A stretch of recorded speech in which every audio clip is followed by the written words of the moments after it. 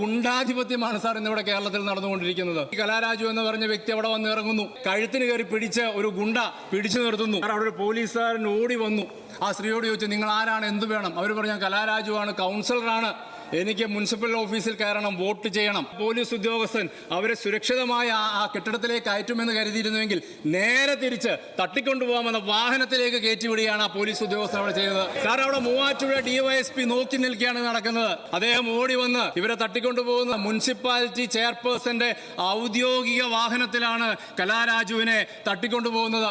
അവിടെ ഈ മൂവാറ്റുപുഴ DYSP വന്ന് ആ വാഹനത്തിന് വേഗതയിൽ കടന്നു പോകാനുള്ള സൗകര്യമൊരുക്കുന്ന കാഴ്ചയാണ് അവിടെ പിന്നീട് കണ്ടത്.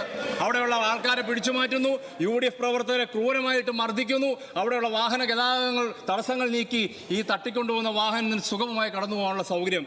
ഞാനടക്കമുള്ളവർ കുത്തിയിരുന്നു പോവും. അത്രമാത്രം പ്രതിഷേധം അവിടെ ഉയർന്നു വന്നു.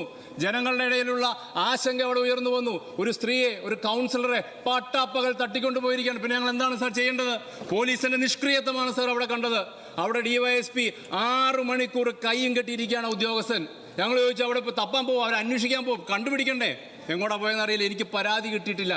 അദ്ദേഹത്തിന്റെ മുന്നിലുണ്ടായ ഒരു ഒഫൻസ്, ഒരു അട്രോസിറ്റി കണ്ടിട്ട് ആ ഉദ്യോഗസ്ഥൻ പറയാണ്, എനിക്ക് FIR ഇടാൻ കഴിയില്ല, എനിക്ക് അതിൻ്റെ അകത്ത് എനിക്ക് പരാതി വേണം. തട്ടിക്കൊണ്ടുപോയാൽ ഒന്ന് പരാതി തരണോ?